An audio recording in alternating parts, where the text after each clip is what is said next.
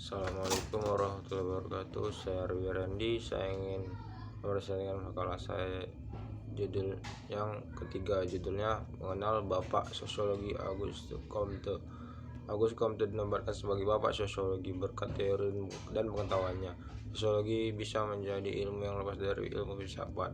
Dilansir dari Encyclopedia Britannica, Auguste Comte lahir pada 19 Januari 1798 di Montpellier, Prancis, dan meninggal dunia pada 5 September 1857 di Paris. Ia dinobatkan sebagai Bapak Sosiologi Dunia karena dari Comte, kata-kata sosiologi pertama kali digunakan. Masa hidup Auguste Comte. Ayah Comte, Louis Comte, merupakan seorang pejabat pajak dan ibunya, Rosalie Boyer, merupakan seorang yang sangat taat agama. Comte termasuk seseorang yang dewasa sebelum waktunya. Pasalnya, di usia dini dia harus ikut menentang republikanisme dan skeptisisme yang terjadi di Prancis. Comte kemudian masuk sekolah pada 1814 di Paris. Sekolah tersebut dulunya untuk melatih insinyur militer, namun kemudian diubah menjadi sekolah umum untuk pengetahuan umum. Hanya bertahan 2 tahun, Comte harus berpindah sekolah pada 1816. Di sana tempat baru Comte mendapatkan ilmu pengetahuan, matematika, dan jurnalistik. Comte juga menghabiskan waktu dengan membaca buku filsafat dan sejarah. Dirinya sangat tertarik dengan para pemikiran beberapa tatanan dalam sejarah manusia di Paris. Comte mendapatkan seseorang teman, yaitu Henri de Saint-Simon, seorang reformis sosial Prancis dan salah satu pendiri sosialisme. Comte dan Saint-Simon memiliki pemikiran yang sama, bahkan beberapa artikel dari Comte diterbitkan oleh Saint-Simon. Seiring berjalannya waktu, Comte merasa berbeda tujuan, terlebih mengenai sudut pandang dan latar belakang ilmiah.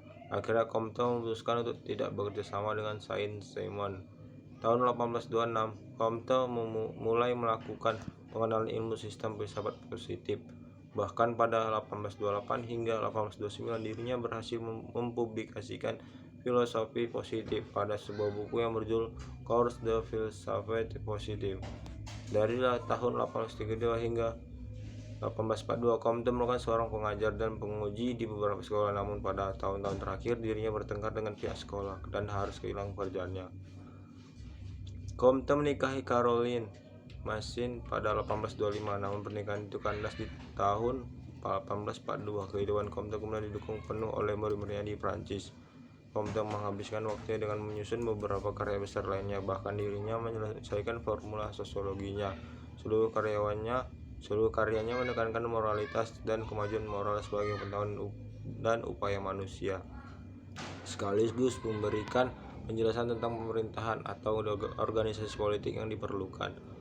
Tulisannya kemudian diteliti dan disebarkan secara luas di seluruh Eropa. Banyak intelektual yang kemudian menerjemahkan dan mengumumkan karyanya. Comte meninggal dunia karena penyakit kanker yang dideritanya pada tahun 1857. Di lingkungannya, Comte terkenal dengan pribadi yang keras kepala dan egois, namun ia diseimbangkan dengan semangat untuk kesejahteraan manusia. Melalui ide-ide pemikirannya, dia mengabdikan dirinya tanpa lelah untuk menyebarkan dan mengenalkan paham-paham dalam upaya meningkatkan masyarakat.